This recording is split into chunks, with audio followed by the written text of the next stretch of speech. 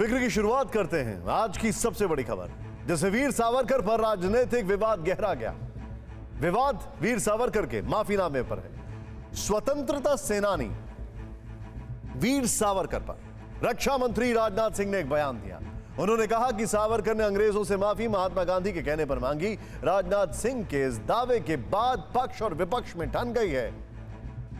कुछ कह रहे हैं कि लंबे समय तक जेल में रहने वाले और जज के सामने भी नहीं झुकने वाले गांधी ने कभी माफी नहीं मांगी, तो दूसरे को माफी मांगने के लिए कैसे कह सकते हैं। कुछ कह रहे हैं कि 1915 में जब महात्मा गांधी वतन वापस लौटे थे, तब तक सावरकर 2 बार 1911 1913 में दया याचिका दायर कर चुके थे, तो उन्होंने गांधी के कहने पर कैसे माफी मांगी। ऐसे में सोशल मीडिया और सियासी दलों से लेकर आम लोगों तक में सवाल पूछे जाने लगे हैं कि क्या रक्षा मंत्री राजनाथ सिंह जैसा कह रहे हैं वैसा ही हुआ था? क्या महात्मा गांधी के कहने पर ही वीर सावरकर ने अंग्रेजों से माफी मांगी थी?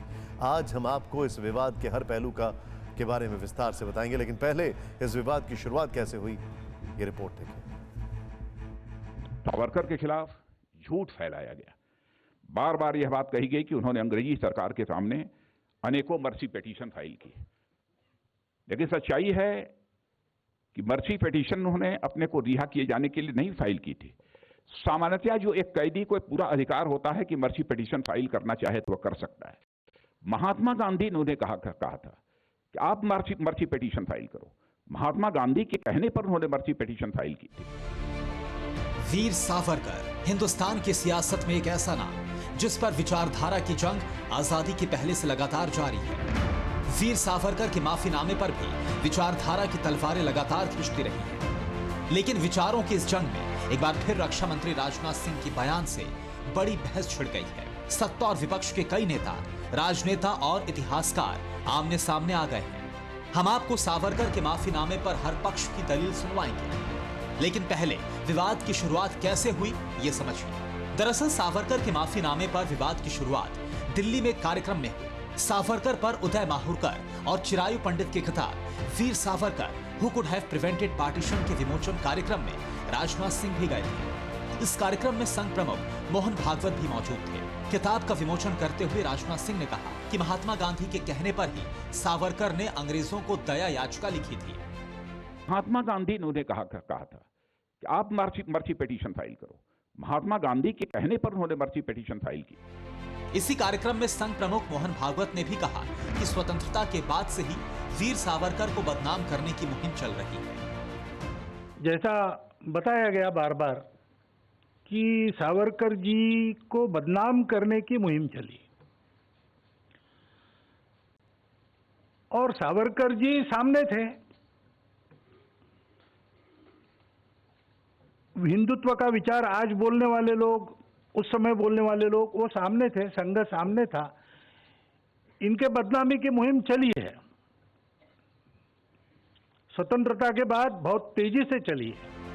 रक्षा मंत्री और संघ प्रमुख के इस बयान के बाद देश भर में विपक्ष के नेता हमलावर हो गए, लेकिन सबसे तीखी प्रतिक्रिया ओवैसी की आई। ओवैसी ने यहां तक कह दिया कि सरकार सावरकर को राष्ट्रपिता बनाने की तैयारी कर रही है। कितने एग्जाम्पल्स हम देंगे जिससे ये बात साबित हो जाती है ये लोग आज हिस्ट्री को तोड़ मोड़ के पेश कर रहे हैं, और एक वक्त ऐसा आएगा कि अगर ऐसा ही सिलसिला चलता रहा तो महात्मा गांधी को फादर ऑफ द नेशन हटाकर सावरकर को फादर ऑफ द नेशन बना देंगे लोग। ओवैसी ने सावरकर को लिखा गया महात्मा गांधी के खत का ब्यौरा भी ट्विटर पर पेश किया। ओवैसी ने लिखा कि सर राजनाथ सिंह, यहाँ सावरकर को लिखा गया गांधी जी का पत्र है और इसमें कहीं भी अंग्रेजों से माफी मांगने का जिक्र नहीं है। वीर सावरकर के माफीनामे पर विवाद नया नहीं है, लेकिन इस बार बीजेपी भी आक्रामक है और उसी अंदाज में जवाब दे रही है। बीजेपी आईटी सेल के प्रमुख अमित मालवीय ने ट्वीट के जरिए 1921 के महात्मा गांधी के एक बयान का जिक्र किया है। जो बयान अमित मालवीय ने साझा किया, उसके मुताबिक वो चतुर है, साहसी है, वो देशभक्त है। मौजूदा शासन व्यवस्था की बुराई को उन्होंने मुझसे पहले ही देख लिया था। भारत से प्रेम के कारण वो अंडमान में है। एक न्यायपूर्ण शासन में वो ऊंचे पद पर होते। हालांकि बीजेपी के इस दावे पर राजनीति का एक पक्ष हमेशा सवाल उठाता रहा है। ऐसा ही इस बार भी हो रहा है। मुझे एक चीज बताइएगा, महात्मा गांधी उस समय कहाँ थे? वर्धा में। और ये कहाँ थे? सिल्वर जेल में।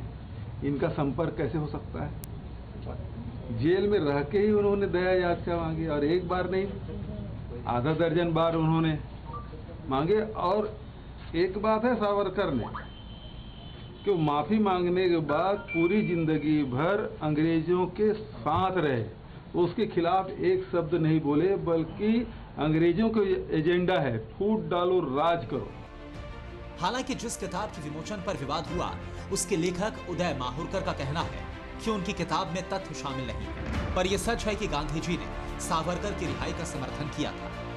मैं ये कह सकता हूँ कि मैं रिसर्चर हूँ सावरकर जी पे, कि गांधी जी ने सावरकर की मर्सी पिटीशन को सपोर्ट किया था, ये कह सकते हैं। विवादों के बीच वीर सावरकर के पोते विनायक दामोदर सावरकर का भी दावा है कि गांधी जी के कहने पर ही उन्होंने ये चिट्ठी लिखी, जिसमें सभी क्रांतिकारियों की रिहाई की मांग की थी। जी, एक पिटीशन तो गांधी जी ने कहा, ऐसा इसका खत है मेरे पास, उन्होंने 25 जनवरी को एक खत लिखा है सावरकर जी के भाई, छोटे भाई थे उनको, और कहा है कि आप एक पिटीशन दायर करें कि जिसमें सब फलाना लिखे। उसके पहले भी सावरकर जी ने पिटीशन किए, 1913 से उन्होंने कुछ पिटीशन किए, मगर ये एक तो मर्सी पिटीशन नहीं, एक दया याचिका नहीं है, ये सभी क्रांतिकारियों को जेल से रिहा करे, इस मांग के लिए इन्होंने पिटीशन किए थे। वीर सावरकर को लेकर जिस तरह एक पक्ष विवाद पैदा करने की कोशिश करता रहा है, तो दूसरी तरफ ये भी सच है कि वीर सावरकर पूर्व प्रधानमंत्री अटल बिहारी वाजपेयी से लेकर प्रधानमंत्री नरेंद्र मोदी तक के आदर्श रहे हैं। ऐसे में क्या सावरकर के माफीनामे पर विवाद खड़ा कर उनके बलिदान को कम करने की कोशिश है? फिक्र आपकी, सोमवार से शुक्रवार रात 9 बजे सिर्फ TV9 भारतवर्ष पर।